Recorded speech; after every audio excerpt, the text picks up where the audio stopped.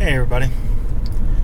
Today I just wanted to continue on how the addiction began, kind of go into a little bit more detail. So far we've covered how I got my first 85. Since then I have actually owned personally probably at least a dozen first gens. I think I've had 3 second gens. Never had a third gen. I don't know why. I guess whenever they came out, they were, they were still new whenever I first got my first gen. So I don't like car payments, and so that kind of knocked that out. Now they're getting kind of reasonable, and people are doing some interesting swaps. The 2GR's been done, so Anyway, talking about swaps, my first gen has actually been through quite a few. Like I said, whenever I first got it, it got a JDM 7 rib large port red top from Jarco. That's what I put in it, and that's what I drove for a while, actually. I remember going to a MR2 meet in, I believe it was Chattanooga, in 04. And that was my first MR2 meet. And there was a guy there with a bone stock 85. It was blue, and it was the blue top. We had a dyno day that day, and I remember this because, I had the 7 rib, and it was not exactly stock. I had like an AFM mod and stuff like that, a little pod filter deal, and different exhaust, I believe. So I'm thinking, okay, stock this thing makes like 115, whatever. So I should easily be able to make 100. Yeah, I think that day I made like 98.7 on the dyno, and the bone stock 100%. Now, granted, it was rebuilt, but bone stock, it did 100 flat. I was kind of upset that happened, but I was happy for him. It was a fresher engine than mine, so and people say that the blue top internals are a little bit lighter, so I'll give it to him. But yeah, that was my first trip, and there was a 20 valve silver top there, and I love the way that engine sounded. I love the way that it revved, and also I'm riding around in my large port 7 rib, and so I was thinking, I'm gonna see about getting me a small port, because I wanted the extra little bit of horsepower and see what I could do with it. And one of my friends up in Starkville had a Geo Prism, Toyota Corolla, same thing, but it was the one that had the small port for AGE in it. So I ended up buying that from him, but it never went in the MR2. At the time, I didn't know Doug, which a lot of people know as the MR2 20 valve, that does all the wiring harnesses. And the small port was still kind of the new swap for a lot of people.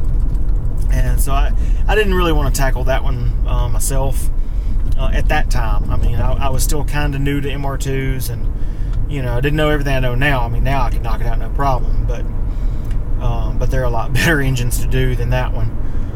So anyway, I ended up selling that one, and then I did get me a silver top. I got it from the same Jarco. It was the silver top. I kept my same transmission, if I'm not mistaken. So I was still running the C50, and the at that point I had just heard about Doug, and I sent him the harnesses and all of those stuff, and I mean, dude, he works magic. I am not lying. I'll get into another one that he did, sight unseen, later. But 20 valves, he was just starting on those, and the Silver Top. That was my first one, and man, that was an awesome engine, I tell you. So I ran it for a little while. I want to say that I had the Silver Top whenever I went to Topeka in 2005 for the North American 20th anniversary MR2 meet up there that Bill and all them threw. That was a blast too.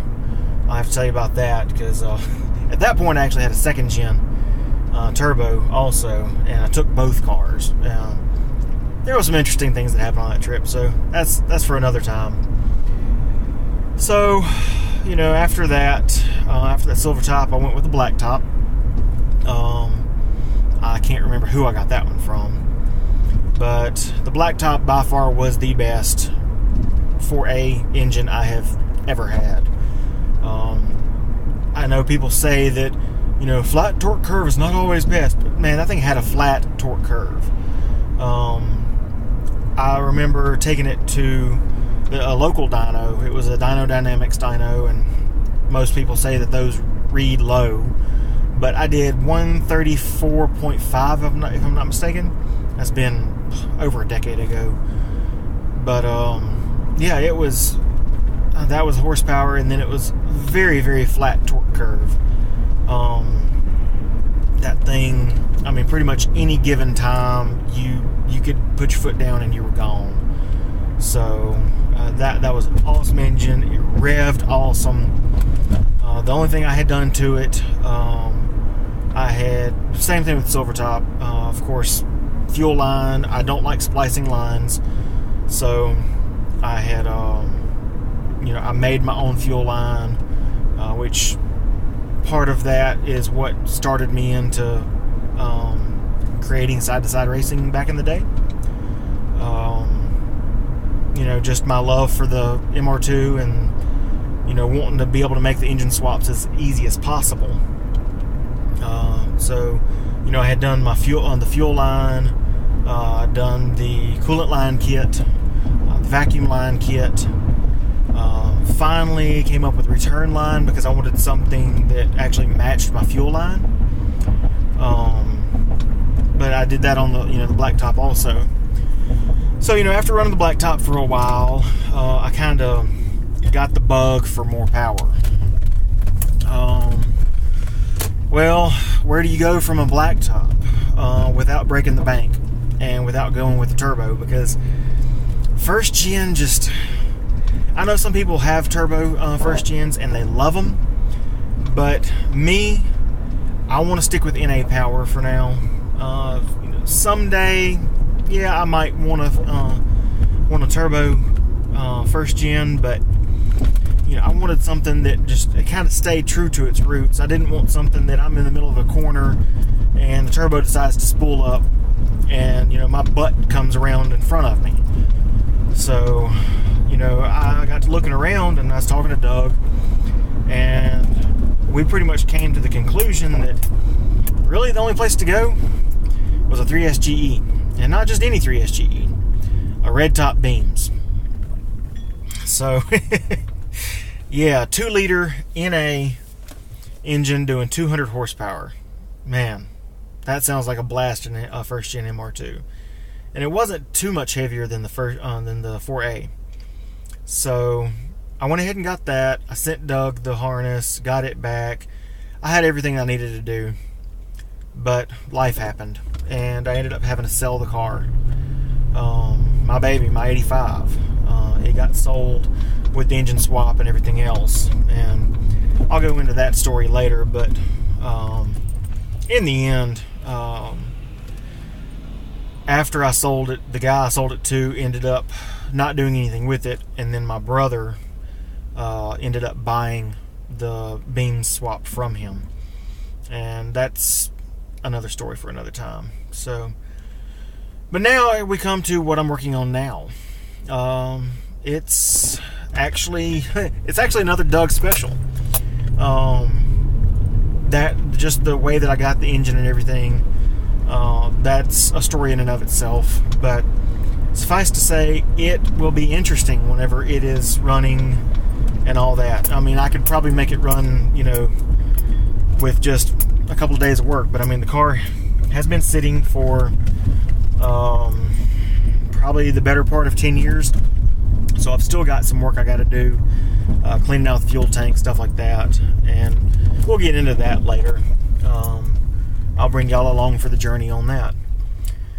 But so, you know, I don't want to say what I'm doing in it right now, because I'm sure the comments would blow up with "what the hey," but it'll be interesting. So yeah, I just pulled up to work and just wanted to shoot this little video and tell y'all about my adventures in the engine swap world. And so if you have any questions or comments, just hit me up in the comment section below. I'm on Facebook. I'll try to put that link below too. You can find me there. And well, until next time.